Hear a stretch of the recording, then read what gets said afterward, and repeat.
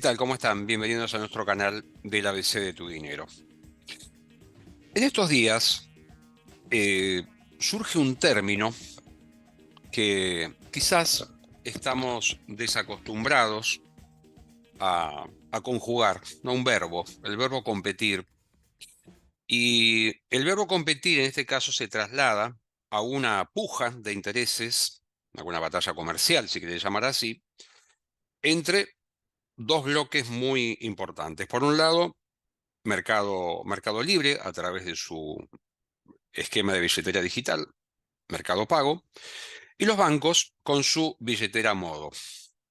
Me parece que más allá de a veces se generan simpatías y antipatías respecto de tal o cual producto o servicio, me parece interesante que repasemos juntos qué significa, qué otras implicancias tiene esto que puede parecer ya digo, una discusión, una pelea, que tiene eh, partes que involucran al Estado en cuanto a organismos de control de la competencia, de defensa de la competencia. Me parece bueno empezar a analizar este tema desde esa perspectiva, ¿no? ¿Qué se entiende por posición dominante? Algunas otras cosas y cómo impacta esto en la vida cotidiana, tanto de comercios como de consumidores. Ahí también está el tema de la educación financiera. Por eso, como siempre, te invitamos a que te suscribas a nuestro canal para eh, compartir nuestros contenidos, le des me gusta, nos haga llegar los comentarios. Pero vamos a meternos un poco en este tema, no digo desapasionadamente, pero vamos a tratar de entender un poco más de qué se trata este asunto.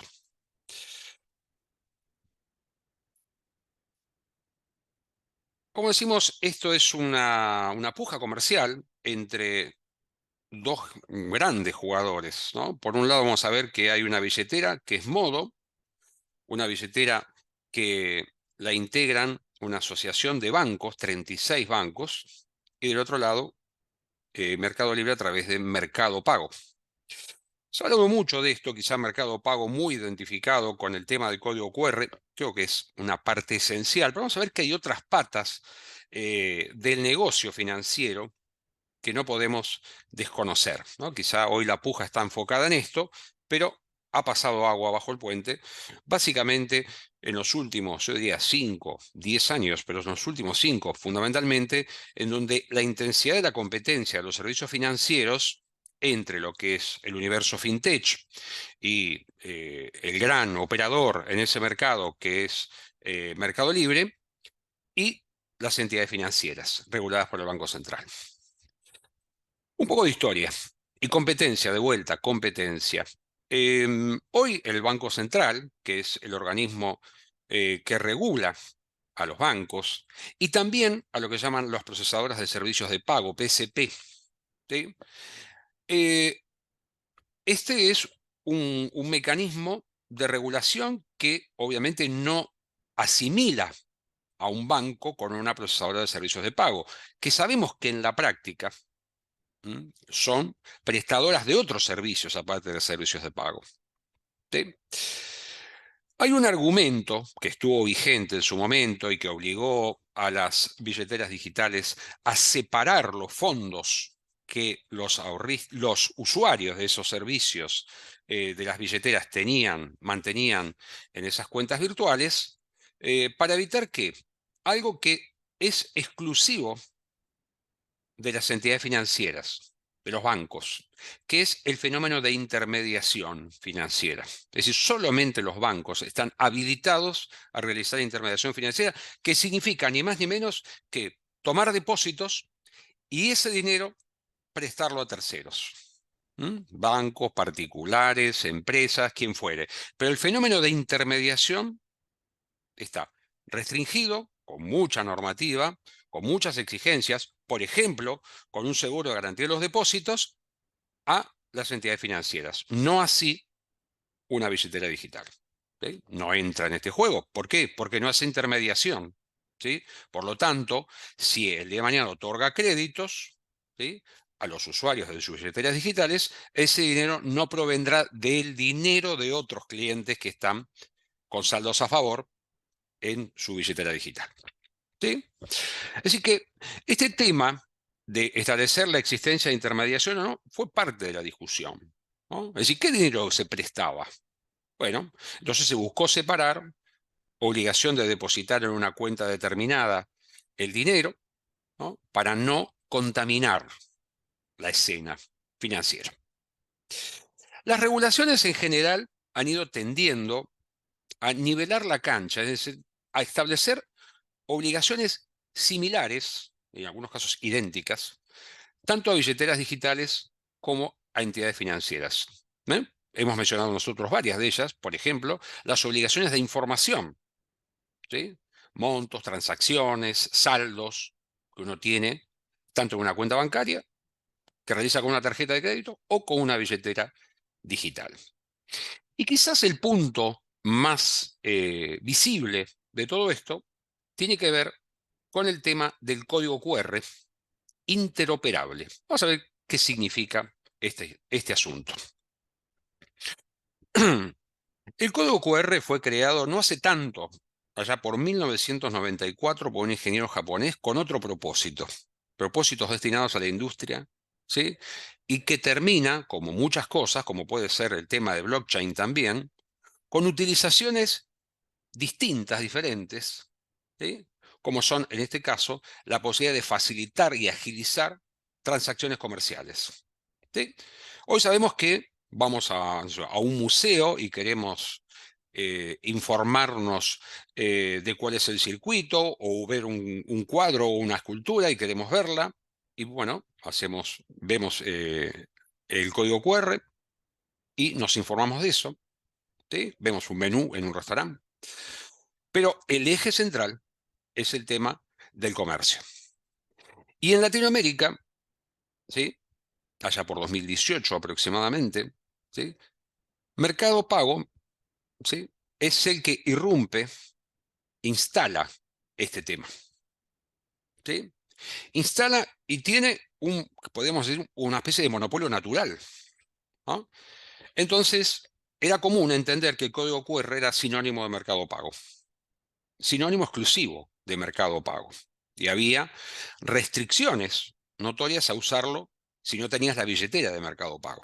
No podías usar otro medio de pago. Eso se fue, de alguna manera, flexibilizando. ¿Por qué? Primero por las ventajas que tenía para los usuarios, ¿sí? Y porque el resto de los jugadores del sistema financiero veían esto como una barrera. Y hubo como fases progresivas de levantamiento parcial. ¿Quién generaba el código QR? Mercado Pago. ¿Con qué podía pagar? Con la billetera de Mercado Pago. Luego, esto empieza a flexibilizarse. Ese tema de interoperabilidad significa que vos podías pagar con cualquier billetera digital, no necesariamente con Mercado Pago, pero usar otras, incluidas las bancarias u otras billeteras digitales de operadores fintech más pequeños. Eh, este tema, que todavía no está plenamente resuelto, estamos caminando, estamos yendo hacia un esquema de interoperabilidad general, significa que vos hoy todavía tenés ciertas restricciones, ¿sí? Para utilizar el código QR, ¿sí? Según el medio de pago que venga detrás. Es decir, yo quiero pagar con una tarjeta de crédito. ¿La tenés habilitada en Mercado Pago? No. Bueno, entonces va por otro lado, ¿no? Pero esto que dio lugar, bueno, a que había como dos soluciones posibles, ¿no? Una era que este código QR fuera interoperable para todos y la otra es que distintos operadores generaran sus propios códigos QR. No había una restricción a eso, ¿no? Pero yo decía, bueno, si ya está el sistema organizado, utilicemos la estructura que creó Mercado Libre, ¿sí? Y Mercado Libre obviamente quería comisionar sobre eso. Hay una discusión, evidentemente, de dinero sobre la mesa. Así que estamos transitando un fenómeno donde este negocio visible de las transacciones comerciales y las comisiones, ¿sí? Es un factor determinante.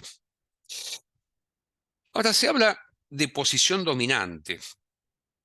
Algunos hablan hasta de monopolio. Me parece una palabra un tanto excesiva. Hablar de monopolio es decir que hay un solo frente. y no es así. Uno tiene la posibilidad de elegir, con restricciones, como siempre. No existe una posibilidad infinita de elección. Pero hay un tema, me parece que posición dominante es que uno dice, bueno, tengo una posición, ¿sí?, que en definitiva le marco la cancha a los demás, por las buenas o por las malas, ¿no? Por las buenas en el sentido de decir, bueno, voy adelante. Y no se puede discutir que Mercado Libre ha ido adelante en muchas de las operaciones. Código QR, por ejemplo, servicios financieros, servicios financieros, ¿no? El caso de la inversión, vamos a ver.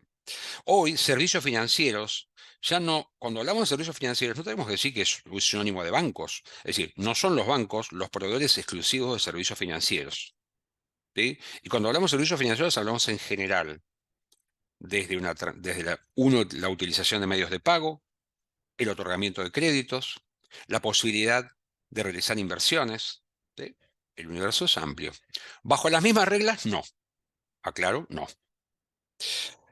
Este tema de la dominancia es una cuestión vinculada al tamaño, ¿sí?, y también a las normas, ¿no? Y ahí siempre las normas han estado, hay normas que estaban dispuestas allá en el 2019 para ser aplicadas, luego la pandemia las limitó, las demoró, después fueron avanzando, siempre hubo postergaciones, y ese es un argumento, la posición dominante de Mercado Pago.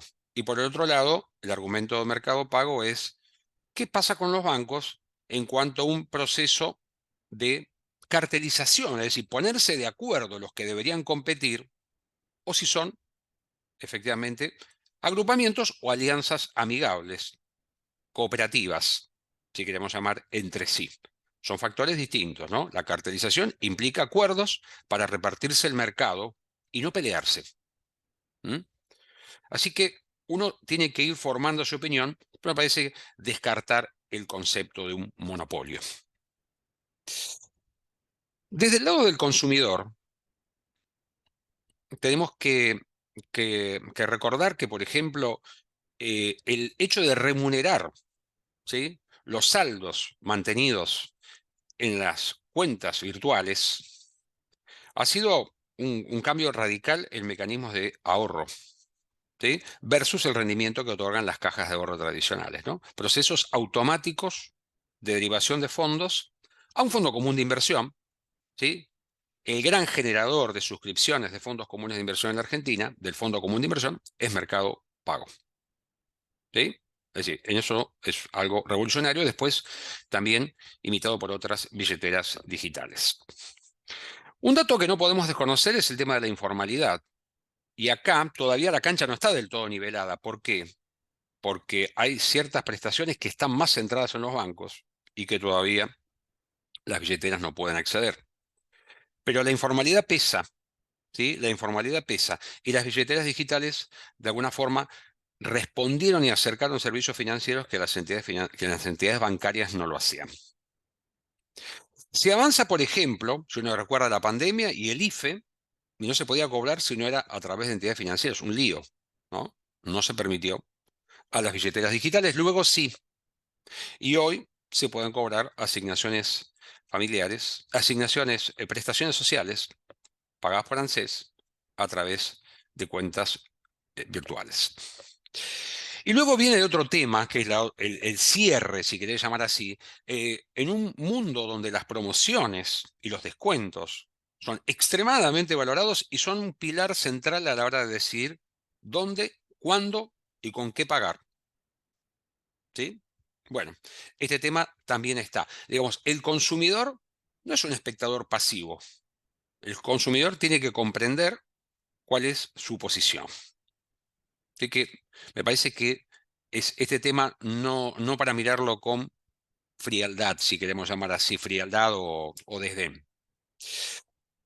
Tenemos que acostumbrarnos entonces a un fenómeno de competencia y de convivencia. No sé si será más o menos pacífica, pero coexistencia, nos gusta más la palabra, que coexistan distintos jugadores en un sistema de servicios financieros más amplio. y que de algún modo represente las necesidades de los usuarios de los servicios financieros, los que están más formalizados, los que no lo están, ¿sí? Los que tienen más educación financiera, los que tienen menos. Está bueno que se participen de procesos de inclusión y de educación financiera. No podemos perder de vista los comercios, ¿sí? Comercios y competencia, comisiones. Hablamos el otro día de las retenciones de impuestos nacionales que se dejarán de cobrar, ¿sí? Entonces, comercios y consumidores más informados es necesario en un esquema como el que estamos hablando. Eso nos permite a nosotros conocer y elegir. No, no elegir al azar o por antipatía o simpatía con alguien, sino poder elegir con fundamentos y con conocimiento. Así que estamos en presencia de un negocio financiero que cambia y seguirá modificándose. Es decir, no sabemos la tendencia. No sabemos si Mercado Pago el día de mañana comprará un banco y resolverá gran parte de sus cuestiones de competencia, como puede haber hecho en el caso de Ualá, ¿no? Entonces, me parece que estamos en un esquema, si queremos llamar así, de diseño de un mundo financiero con muchos cambios, con muchas alternativas, y está en el consumidor, en el usuario de los servicios, elegir aquella que mejor le convenga, ¿sí? Dejando de lado, más allá de los títulos rimbombantes que pueden estar de monopolio u otros títulos que pueden descalificar a un operador respecto de otro. Muchas gracias entonces por seguirnos. Espero que les sea de utilidad y les sirva para comprender un poco mejor esto que es una fase, me parece, en el marco de un proceso de un verbo que empezamos a conjugar con más frecuencia, competencia. Como siempre, muchas gracias. Hasta la próxima.